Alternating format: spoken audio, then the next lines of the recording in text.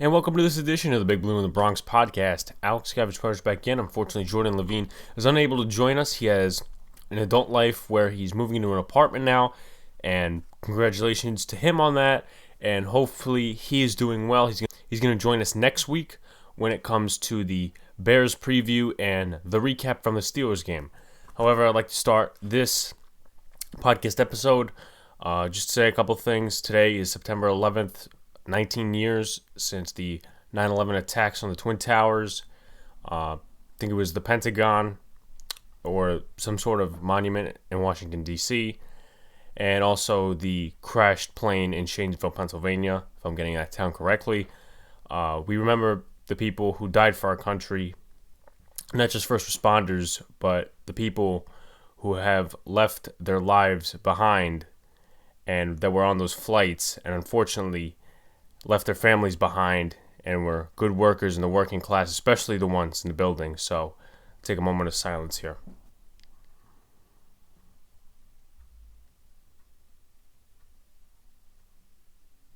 Okay, so let's get to the next subject. Obviously, I just went over my little 9/11 tribute. I was not alive in 2001. I was born in 2003. My mom knew people who worked in those buildings. Unfortunately, a couple of them died, and some including police officers and business workers. But anyway, let's go to a different subject. So before I get to what I thought of the Houston Texans Kansas City Chiefs game last night, I want to talk about something. So a couple days ago, Dak Prescott, or it was even yesterday maybe even, I can't remember, but he was tweeting basically about how he's been facing depression and how he's been getting help over it. His brother died by suicide a couple of months ago. I don't remember which month, but just because he's a Cowboy doesn't mean that we go rant on him for that. That's not what I'm talking about. Skip Bayless went after him and said, "Why are you being so depressed right now? You're supposed to be the leader of America's team. Are you a piece of trash?" I don't care if he works for Fox. I don't care if he works for CBS. I don't care if he works for NBC. I don't care if he works for Yes or ESPN. I don't care. You don't say that. I don't care if I'm just a podcaster and you're a higher up. You don't say that. You don't tell people how to feel. That's one rule in life.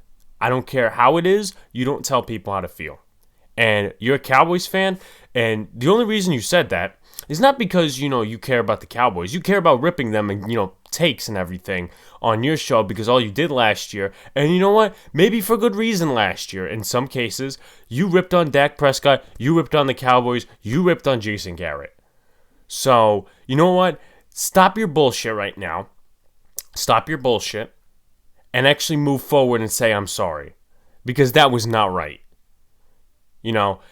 I get it. You want your team to do good. But at the same time, don't go out there and say, "Hey, you can't be depressed about this." You don't tell somebody how to feel. You're a piece of trash. And shame on Shannon Sharpe and Jenny Taft. I don't know. I didn't watch the show. I did not watch the show yesterday or wherever he made the comment or even talked about it. But if they let it happen and they didn't criticize him for it, shame on Jenny Taft and shame on Shannon Sharpe. I don't watch their show for a lot of reasons because they just make bogus takes, really. There's a lot of Fox Sports shows like Colin Cowherd and a couple other ones, but my main point is, shame on whoever, decided not to stop it. Like, if it was a tweet, yeah, I could understand Jenny Taft and Shannon Sharpe's point, well, we had no idea, blah, blah, blah. But I'm pretty sure it was brought up on the show. And, if they didn't do anything to at least criticize him, shame on them. Because they're just trying to get ratings, reviews, and paychecks. Let's take it that way. So, in all honesty, do I like Dak as a quarterback? No, because he plays for the rival Dallas Cowboys. But I sympathize with him. Because a lot of people in this country have committed suicide. This month, Suicide Prevention Month. And unfortunately, Dak is depressed. Unfortunately. From a Giants fan to a Cowboys quarterback, get better, Dak. Please. Anyway, let's get into football. So yesterday was the Kansas City Chiefs opener. They had about 17,000 fans against the Houston Texans. It really seemed like the Houston Texans got up to a hot start. Rest of the game, they were silent. And they kept getting beat on the same play, whether it was the wide receiver coming across the formation or whatever, and Clyde Edwards-Helaire, who was actually on my fantasy team, so he helped me, running across the formation, doing whatever, inside zones, short passes, sticks. That's what they mainly were pulling last night in the Chiefs offense, and they won. They won 31-20. No, 34-20 was the score. 34-20 was the score, and it seemed close, but then again, they had a gigantic lead, and Houston only caught up in the final seconds. So I didn't expect much from Houston in the way of winning over the Chiefs. I think the Chiefs is still the same team, no preseason, but I just think they're still hyped and momentum is there. So I'm going to talk about the Steelers and the Giants. This is the first Friday in a long time that we are getting, football previews and this, that, and the other thing. Before the Super Bowl, obviously, was the last time, but for Giants, it was since December, so it's been a couple months, and there was no preseason to begin with. So let's take a look at some key topics when we're discussing this game. So Big Ben Roethlisberger, he's coming back from a elbow injury, and he's going to be working to at least get back on the forefront because the offense, and I'll explain that in a minute, was one of the worst in the NFL last year. Actually worse than the Giants, and I'll get to that in a minute. Chase Claypool is making his debut. I personally wanted him in the draft because he's a big, stocky guy from Notre Dame, and Notre Dame is my favorite college football team, so that's the reason I wanted him. Also, David DeCastro, he's out Monday. So that's going to be a big thing for them. Matt Filer is playing the left guard position. Stefan Wisniewski, the former Chief and the former Eagles, playing right guard. And Zach Banner won the right tackle role. And you also got Eric Ebron and Vance McDonald at tight end. Smith-Schuster, Deontay Johnson. I don't know if he's going to be in or out on Monday. You got James Washington likely in the slot, but they might rotate. And you also got Claypool, who could be making an impact. But I don't know if he's going to necessarily get all the reps that he's supposed to, but we'll see what happens Monday night. Minkah Fitzpatrick, he's supposed to make a major impact when it comes to making plays on the defense, whether it's tackles for a loss, interceptions, because he did a lot of that last year, and well-deserved the Pro Bowl. Well-deserved. Coming from a trash bag in Miami that was rebuilding, and now he's coming to Pittsburgh, and he's making all these types of defensive plays. Next thing on the list, Giants O-line will be tested. Gates, Fleming, new guys on the O-line, and same with Andrew Thomas as well. Nick Gates, he's playing center. He's going to line up against Cam Hayward and Stephon Tuitt. So it's not necessarily going to be the easiest of tasks, especially your new position, and you're going to be snapping the ball. You're going to be focusing on a guy in front of you. It's not easy.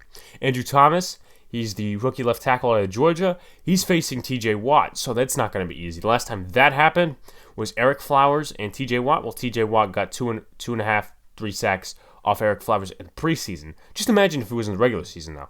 And Cameron Fleming is going to be facing Bud Dupree. Last time that happened, that was actually the game where Steelers fans claimed they got robbed because Jesse James either didn't make a catch, whatever case you want to make on that. I personally thought he made the catch and just got it over the goal line for a touchdown, but that's another argument, that's another topic. In that game, Cameron Fleming gave up 1 sack to Bud Dupree. I was watching the highlights yesterday just to take up the notes, and the Steelers are slept on. A lot of broadcasters, a lot of people are saying, the Steelers are not going to be that good this year, blah, blah, blah. They're going to be looking to prove people wrong. Let's just put it that way. And what a great way to start against this Giants defense. So, 3 keys to the game. Jordan wrote his, even though he's not going to be on today, so I'll read it for him. Number 1, put pressure on Ben Roethlisberger. I get that point there. This Giants defense needs to do a lot of pass rushing because Ben Roethlisberger has a lot of worthy wide receivers and a lot of depth there. And you're going to be testing Corey Ballantyne, who could be likely starting. I didn't see any official depth chart yet. Nobody did. It was the unofficial depth chart. And even if you're versing somebody like Darnay Holmes or Isaac Yiadom, those guys have struggled, Ballantyne and Yiadom, and Holmes will be making his first appearance in the NFL. So it's not going to be easy, especially against Pittsburgh, which their offense is going to be looking to regain all the hype. Number 2, run the ball effectively. And his point, and what he told me, he said, run the ball effectively. That way, you get them slow on the ground in the way that they can't stop the run. And also, where you're not relying on the pass as much in a way, because if you can't get the ball running, and run the football, You're going to be relying on Daniel Jones for a lot of passes, and they're going to put more pressure on him. Number 3, stop James Conner. Just like what we talked about in another thing. Stop James Conner, make them one-dimensional.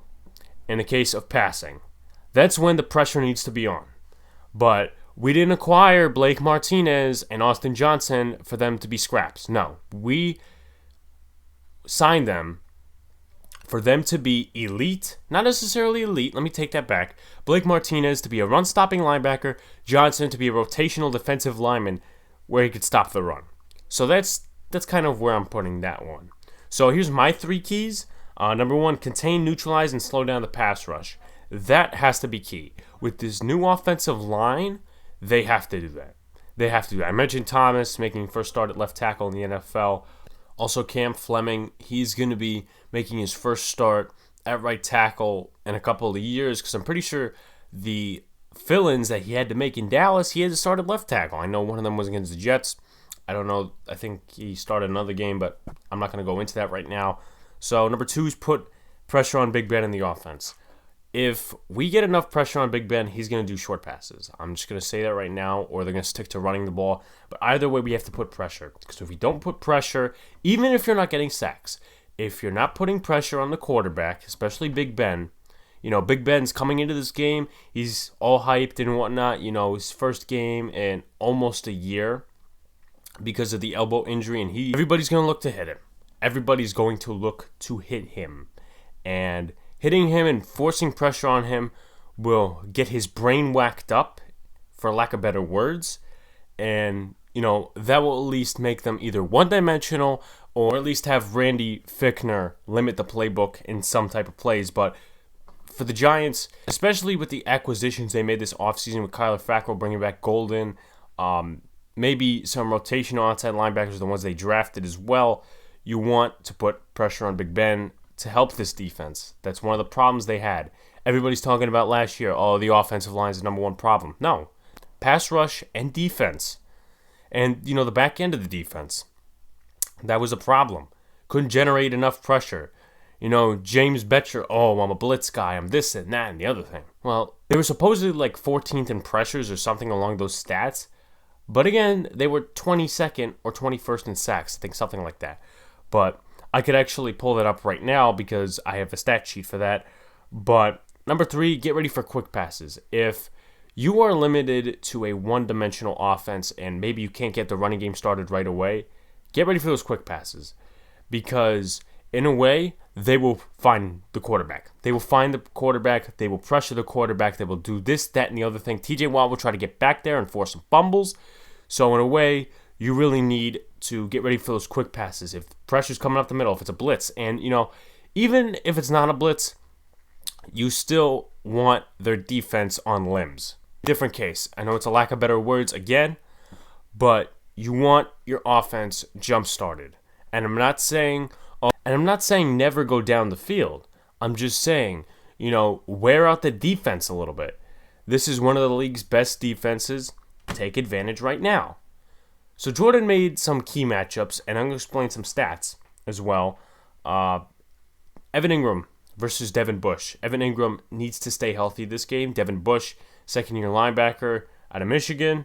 TJ Watt versus Andrew Thomas. Mentioned that one. That's going to be a tough one for him, and that's going to be a challenge for him. Nick Gates versus Cameron Hayward. That's going to be tough, knowing he's going to be playing center for the first time in his NFL career in a game. Juju versus James Bradbury.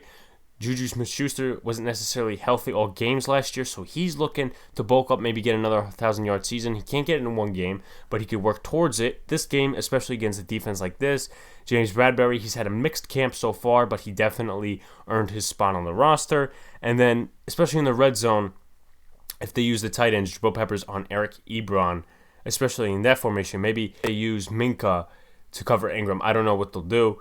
But Peppers and Ebron, and I'm going to bring it up another point in a couple of minutes, how a lot of Giants fans, thought Jabril Peppers was one of the best safeties in New Jersey. Meanwhile, his stats were a little underwhelming. And I'm not going to totally say, Jabril Peppers is horrible, but at the same time, beat writers were right and some Giant fans were right on the case of the big plays that Jabril Peppers made last season overshadowed some of the smaller plays that he gave up. So that's something just to look for. But skipping to the next part here on my stat sheet, take a look a little bit. For this one, Minka Fitzpatrick, last year, 5 interceptions, 16 games started, and the 5 interceptions in this 14 games started, those were with the Pittsburgh Steelers. He allowed a 52% completion percentage, which is really good for a safety of his caliber. He had 1 touchdown, 46.3 passer rating, 36 yards after the catch, which is really good, 7 missed tackles, and the tackles he made, total tackles he did make last year was, I believe, 69, so that was only about 10.9%. But safeties are more likely to miss tackles than maybe like an edge rusher or someone like that, unless you're Alec Ogletree or someone else of that caliber in a really bad way. So, and then you go to Ben Roethlisberger last year. Obviously, it was in limited time, so you can't really say, oh, he was horrible last year. No, because I'm pretty sure he would have been better than Duck Hodges and Mason Rudolph. So he had started 2 games last year, went 0-2, then he had 35 out of 62 completed passes, 56.5 completion percentage, 351 yards, no touchdowns, 1 interception. There was that really bad game where the Steelers lost, I think it was like 33-3 to the Patriots, and they lost to the Seahawks the next game. Sacked only twice. His offensive line was 10th in giving up sacks, which is really good. You got Juju Smith-Schuster, 12 games last year started, appeared in all of them, of course, 70 targets, 42 receptions, 552 yards, 3 touchdowns. And this is also with Mason Rudolph and Duck Hodges as quarterbacks, 60% catch percentage. I know the extra stats in there as well. 76 was his longest. The past 2 years, actually, 97 was his longest reception. And everybody knows the 2 important plays. One was, I believe, against the Lions, and the other one was against the Broncos in 2018. They actually lost that game, by the way, but that's another whole different ball game. To Eric Ebron, who's coming over from Indianapolis, who had some good seasons over there. His highest amount of yards, though, was 750. That was in 2018, especially when he faced the Giants, but I'm not going to go ahead and look at those stats up right now, but he can definitely be utilized by the Steelers in a definite big way. Vince McDonald is not somebody to sleep on either. So I'll move on next to my other stat sheet as well. Chase Claypool, I'm not going to say he's going to be totally involved, but in his 4 seasons at Notre Dame, he had 150 receptions for 2,159 yards. His best season coming his senior season. I remember watching a lot of those games because I'm a Fighting Irish fan, if I didn't already mention it. 66 receptions, 1,037 yards, 13 touchdowns, and then the yards from scrimmage were actually the same because he was never rushing. Justin Pennick brought this up in a way. It could be flawed, it could not be flawed. It depends how you see it. How I see it, it's 5-3, and I'm going to read you the tweet right now, and then I'll go down the list. Top 3 Steelers pass rushers, TJ Watt, Bud Dupree, Cam Hayward, versus Giants top 5 pass rushers, Marcus Golden, Shane Zimenez, Lorenzo Carter, Leonard Williams, and Dexter Lawrence. Number comparisons for QB hits and QB pressures. So, QB hits for the New York Giants, 77. QB hits for the Pittsburgh Steelers, 76. QB pressures for the New York Giants, 117. QB pressures for Pittsburgh, 120. This was last year, of course. So, the way you could see it's flawed is that they have 3 dominant rushers. We have sort of a mixed bunch, as that goes to show. James Betcher last year kind of had a system where you weren't really having a number 1 guy. I mean, you could have a number 1 guy, but Golden is more of a number 2 pass rusher. But we're coming into this year where you're not going to be relying on 1 guy for the sacks. You're going to be going multiple pass rushers, Golden, Zimenez, Carter, even guys on the defensive line like Williams and Dexter Lawrence. So you take that how it is, but skip to Deontay Johnson. Last year, he appeared in 16 games, but he did start 12. He had 92 targets, 59 receptions, 680 yards. James Washington actually had more yards, but both of them had more yards than Juju Smith-Schuster. As I mentioned, that Juju Smith-Schuster was injured a little bit last season, did not play a couple games. 5 touchdowns for Deontay Johnson, 64.1 catch percentage. He was also included 4 plays in the rushing game, 4 rushes for 41 yards. And then these stats, guys, are all coming off of ProFootballReference.com if you want to look them up. Free to use. James Washington, the second-year man, he appeared in 15 games last season, 10 games started, 80 targets, 44 receptions, 735 yards. They're really looking for him to step up. 3 touchdowns, 55% catch percentage. And also, again, the other stuff, 3 touchdowns, if I didn't mention that already, 9.2 yards per target. So let's move on to the next set of stats. Stats I put out here are probably because it's week 1, and I just want to help you guys, see the primary players were on the Steelers and the Giants last year or whatever, see their stats from last year to see what they're coming into this year. For TJ Watt last year, he had a total of 14.5 sacks, 8 forced fumbles, which is really good. Pressures, he had 59. He had 14.5 sacks, as I mentioned, 19 QB knockdowns, 23 hurries, and was sent on 80 blitzes. Now, he wasn't really primary in pass coverage, so I'm not even going to read that stat, but he's more of a pass rusher, as I mentioned. 8 missed tackles, 12.7 missed tackle percentage. That comes with the combined tackles being 55. Now, going back to Bud Dupree, with a franchise tag this year, we don't know if he's going to be brought back next season, but that's for Steelers fans to debate, not myself. So Bud Dupree last year had the best season of his career in terms of sacks, 11.5. He recovered 2 fumbles, forced 4. As you see, this is a very impactful Pittsburgh defense. He had 12 missed tackles last year, 15% missed tackles. Obviously, for a pass rusher, you sort of, but at the same time, you don't expect that in a couple of different formats depending on player traits. Now, QB knockdowns, he only had 5. He had 11 hurries. He was sent on 98 blitzes, was actually more than TJ Watt, and TJ Watt had more sacks. He had 28 pressures and 68 combined tackles, if I didn't mention that already. Cam Hayward, he probably had one of his best seasons, but his best season was in 2017 where he had 12 sacks. But as far as pressure goes, it's harder because he's in the interior, but he had 12 QB knockdowns, 11 hurries. He created 33 pressures, 6 missed tackles. Again, missed tackles, even though I keep going over that, it's not necessarily, a bad thing, but it's not necessarily a good thing in a different way. I'm not saying missed tackles are good, but at the same time, if the good overshadows the bad by a lot and you're on a good defense, it's not as recognizable. So move on to the next part of the stat sheet as well. For Devin Bush last year, I'm going to go over his passer rating and that stuff as well. For completion percentage, he was targeted 68 times, 46 completions, 67.6 completion percentage, as I mentioned, 435 yards. Gave up 5 touchdowns, which is something he will need to improve on. 97.4 passer rating. He went on 37 blitzes, 2 hurries, 1 QB knockdown, 1 sack, 4 pressures, 109 combined tackles, 14 missed tackles.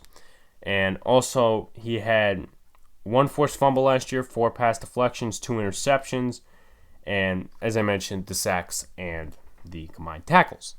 Now to go to Jabril Peppers, and that brings me to my next point about how he was really, I would say, undershadowed, whatever.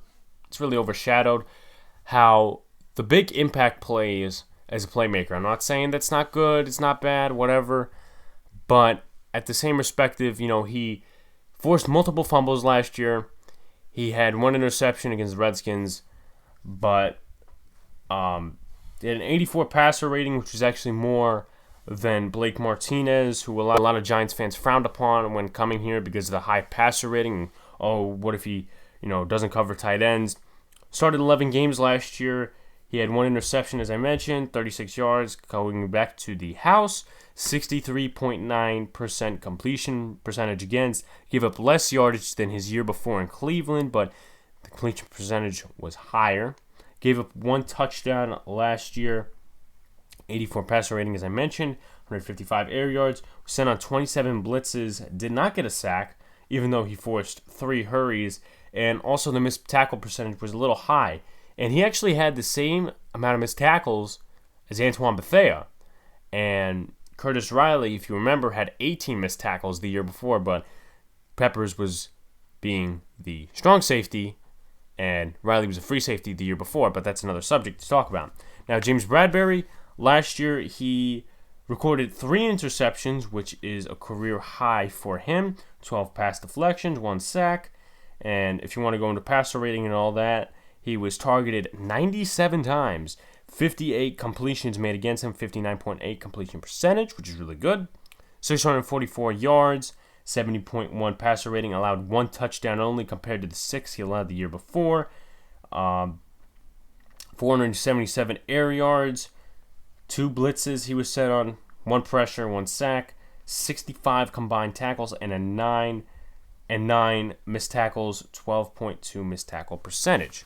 So now I'm going to get to the point of where I'm going to put in some of the stats that I researched going based off of last year. So the Steelers defense versus Giants offense, Steelers offense versus Giants defense, or I could either switch that up and go Steelers offense versus Giants offense, Steelers defense versus NYG defense. So start with the Steelers defense. They were 5th in total yards per game, 3rd in passing yards per game, 14th in rushing yards per game, which is a little shocking, but they were obviously better on the passing spectrum. 6th in points per game, and 1st in sacks with 53 in the league. Now, you revert to their offense, which was their low point last season, especially after Big Ben got hurt. 30th in total yards per game, 31st in passing yards per game, 29th in rushing yards per game, 27th in points per game, and 10th in sacks given up, which I'm going to mention on the Giants side. But as I mentioned, they have a really good offensive line. David DeCastro being out on Monday is really going to hurt. But let's see how much it stings if the Giants pass rush can get back. Now look for the Giants offense, 23rd in total yards per game, 18th in passing yards per game, 19th in rushing yards per game, 19th in points per game, and 20th in sacks given up. They gave up 43 sacks last year. It was actually a couple fewer than the year before. But as you see, all the categories, other than sacks given up, they were better than the Steelers' offense. Now, the defense is a whole different story. For the New York Giants defense, 25th in total yards per game, 28th in passing yards per game, 20th in rushing yards per game. They got better at that as the season went on. Leonard Williams helped that out efficiently. They went from, I think it was like 120, 130 rushing yards down to like 100 in at least a span of time. I think it was like between, week something and the rest of the season. Going from there, 30th in points per game.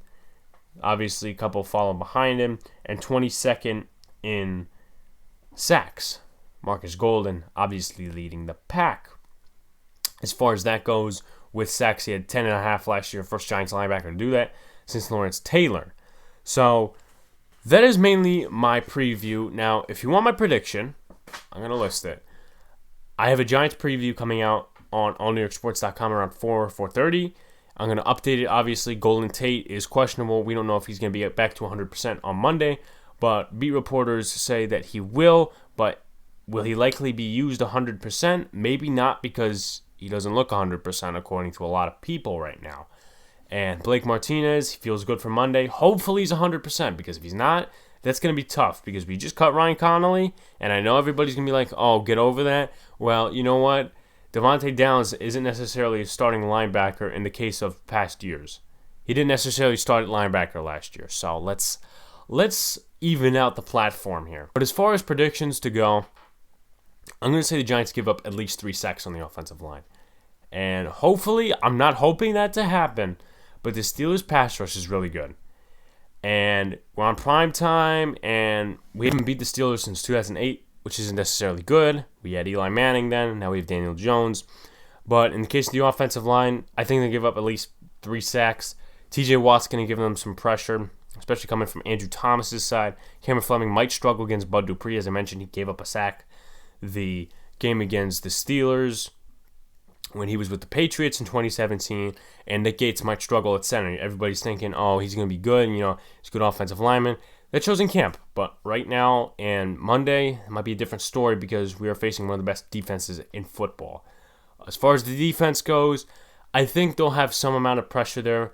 It's going to be interesting to what Patrick Graham puts out on the field, but they might pick on Isaac Yiadom or somebody like Corey Ballantyne. Darnay Holmes they might go after, but there could be two ways to go about it.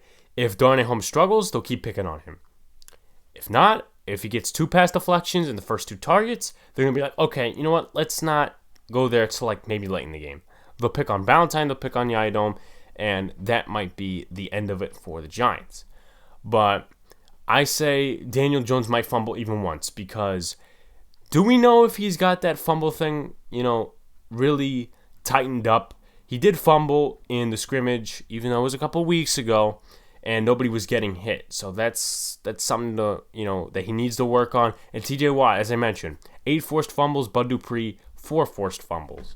So the tackles need to do good, but I have the Giants offensive line allowing 3+ sacks on Monday night. And for the score, I have the Giants losing 23-13. I don't think the defense is going to be that bad.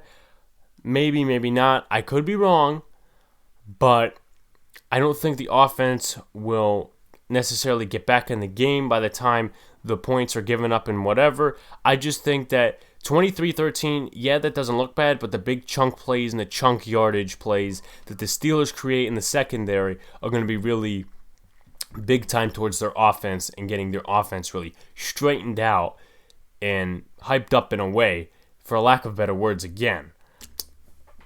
Now, if you go back a couple of years ago, score always is manipulated in a way, because you could say, oh, we lost this score, we lost that score.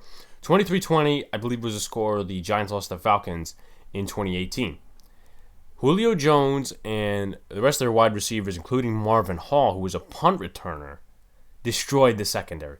Absolutely destroyed the secondary. And may seem close, but you have to watch film and actually look at the stats and say how many yards they give up to this receiver, how many rushing yards they give up, because Tevin Coleman had a hell of a game, let's be honest there. But that was 2 years ago. But going back to my 23-13 point, the chunk yardage plays will be there for Big Ben if the secondary struggles, and that's what I have them doing. Maybe Darnay Holmes struggles, maybe he doesn't. But Isaac Yiadom and Corey Ballantyne, they are likely to be picked on, because Yiadom, he didn't necessarily have a good season last year, and Ballantyne, same thing too. I mean, Ballantyne struggled in camp as well. We didn't get an extended look at Yiadom, but at the same time, it's not necessarily going to be a smooth walk in the park for them. So my score, 23-13, the Pittsburgh Steelers win against the Giants on Monday Night Football. As far as offensive line predictions go, I have the Giants offensive line giving up 3 sacks plus, because this offensive line does not have total continuity yet. And I'm not saying Mark Colombo's a bad coach, but the continuity is not there. You got to build chemistry. So that's what really the Giants subject is mainly about today. Let's skip into my Yankee subject. Okay, so my next subject is the Yankees subject. They play the Orioles. Yesterday they had the game postponed. So one's at 4, one's at 7, and then the rest are at 1 o'clock Saturday and Sunday. So it's a weekend special, basically, but I don't know if I'm going to be able to get to watch. I might flip back and forth between the game and Jets-Bills game, because my brother is returning the favor by joining me on the stream on Monday night, which reminds me, guys, to tell you. Saturday, no stream. Sunday morning, there will be a stream. I'm not really going to be talking Giants with my friend Sean and my brother Luca. I'm really going to be talking more of NFL, our picks, fantasy players that could go off, a couple other subjects, just like a game day kind of thing. But also on Monday, we have the Steelers and Giants stream Monday night. That's going to start around 7 o'clock, 7:15 p.m. We're going to discuss a little bit before the game starts, and then we're going to watch the game all together. If you want, join us, join the discussion, all that stuff. We're ready for you, and we're here for you. So anyway, the Yankees, they won the last game against Toronto, but it hasn't really impressed me much, other than someone like Deivi Garcia, DJ LeMahieu, getting the hits and contributing. So everybody's talked about really the more, I would say, popular subjects about, now the next man up has been exposed. Mike Ford isn't hitting, Mike Tauchman isn't hitting. I'm not going to really discuss that, because most of you guys know already that hasn't worked. And I never believed in Tyler Wade, by the way, but, So just to show I don't want you guys getting false hope. But at the same time, I don't want you guys really sitting there and say Yankees are going to lose the next 7 games. No, that's not going to happen yet. We don't know. We know how the Yankees are. But the Yankees over the last 10 games are 3-7. One of those wins being against Toronto. Now, we know how doubleheaders work. 7 innings each. That's it. That's Rob Manfred's new rule because of the coronavirus and, we have to keep the players off the field for as much time as possible, but you also have to keep them in the locker rooms and the clubhouses for as less time as possible. But they are 5-7 in doubleheaders. Doubleheaders against the Phillies this year, the Rays.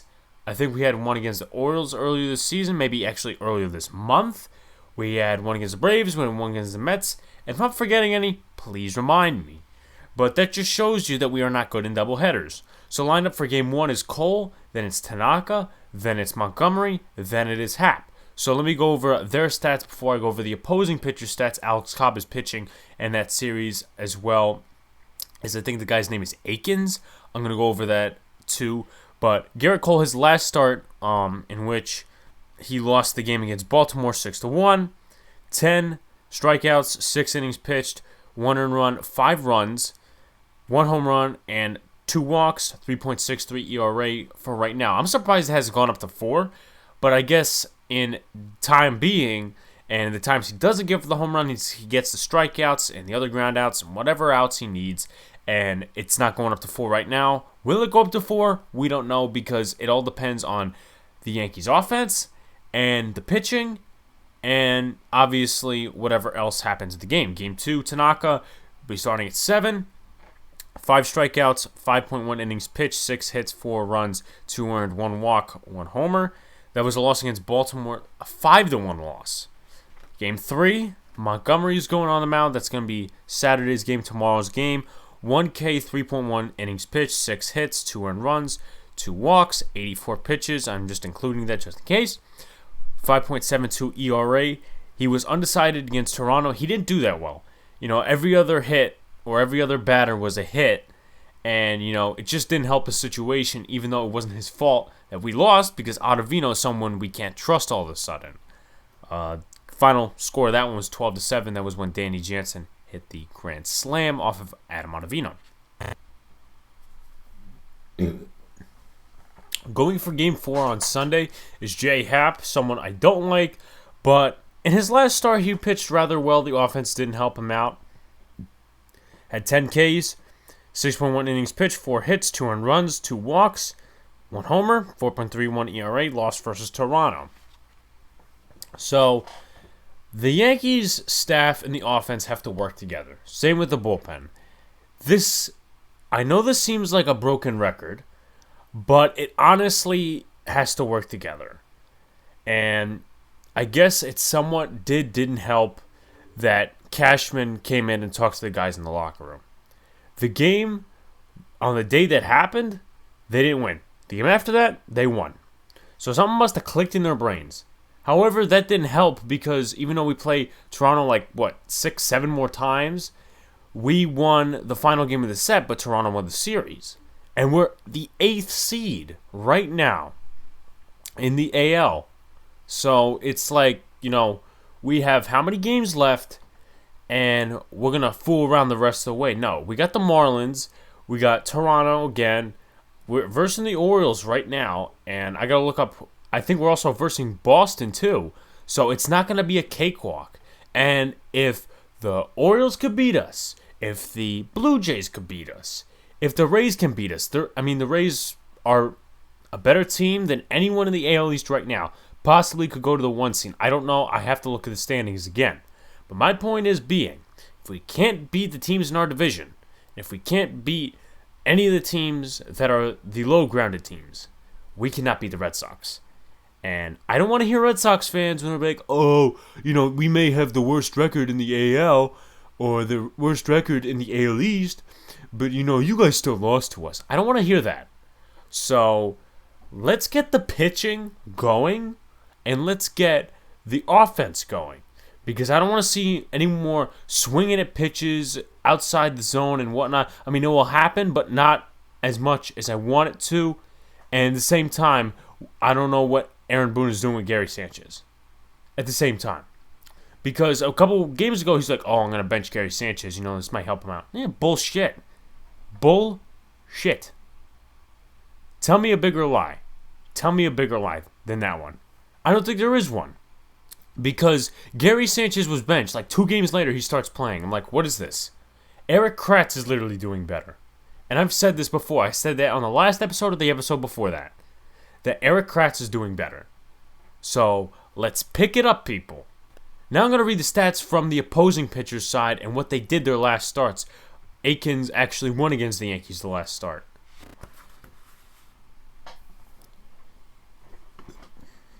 Okay, so going against Garrett Cole in Game 1, which is the 4 o'clock game, will be Alex Cobb. His last start was against Toronto on the 29th of August. They lost that game. He personally lost that game. It was his decision, 5-0.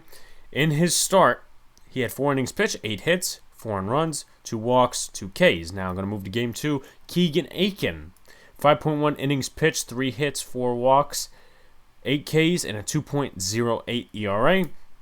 To be specific, that was an undecided, but the Orioles won against the Yankees 6-1 the last time. Now, going for Kramer, he starts Game 3, 6.0, 6 innings pitched, 1 hit, 1 earned run, 3 walks, 7 Ks, and a 1.50 ERA. He won, personally, his decision, 5-1 against the Yankees the last time. Now I'm going to go to John Means. Everybody remembers when the Yankees totally destroyed him a couple of months back. Well, actually, it was probably like early August, I would say. They started destroying him with the bats and everything. I'm pretty sure it was either at the stadium or it was even in Baltimore. They destroyed him with the bats. But right now, he probably could beat the Yankees right now because they're depleted and they don't have an offense to run on. Now, his last start was against the Mets. He won the game. His final score was 11-2. That was actually 3 days ago against the Mets. 6 innings pitched, 3 hits, 1 earned run, 1 walk, 5 Ks. So that's really the starter's preview. But for any final thoughts regarding this, I would say the Yankees need to win 3 out of 4 games here, like the Orioles beat them at home in Baltimore. If they want a chance to at least get above the 8th seed and maybe ride back into the mid so they don't have a chance of falling out of the playoffs, this is the series to do it. And against Boston as well, but you need to focus on this series because the Orioles are up and coming just like the Blue Jays. And we cannot sit here and just fall to the teams that are below us truly. Even though they could be above us, we need to stop falling and start winning some games. Because even if we are the 8th seed and we don't win the series, we will never beat the Rays. I'm going to say that right now. We will never beat the Rays in the first round. I don't care if you got Garrett Cole on the mound. I don't care if you got Davey Garcia on the mound. I don't care who you got on the mound. This team needs to group up and have a team effort and win this game. That's what I have to say. So thank you guys for listening to this episode of Big Blue in the Bronx podcast. Obviously, for people watching on YouTube, I have a new format that shows what we are available on. I mean, there's a couple other things I'm missing there, but those are the main ones. And I obviously got the logo in the left corner. Remember, we are streaming Sunday morning and Monday night for the game day stream on Sunday. And then Monday is the Steelers and Giants live stream. Join the conversation, join the discussion. I have a Discord channel, even though I barely use it, for anyone who wants to join in and talk some Giants, as well as listed down below. Follow us on Twitter and Instagram at Big Blue in the Bronx. Podcasts are available on Podbean, Spotify, Apple Podcasts, Google Podcasts, Amazon Music, I think as well now, iHeartRadio, Overcast, and CastBox as well. Subscribe to our YouTube channel, turn on the notifications so when we come out with the podcast episode or even a video or even a live stream, you get the notifications turned on and you can join the discussion. Thank you guys. Have a great weekend and hope that the Giants win on Monday. We'll be back on Tuesday to recap and you will see us on the stream on Sunday and Monday.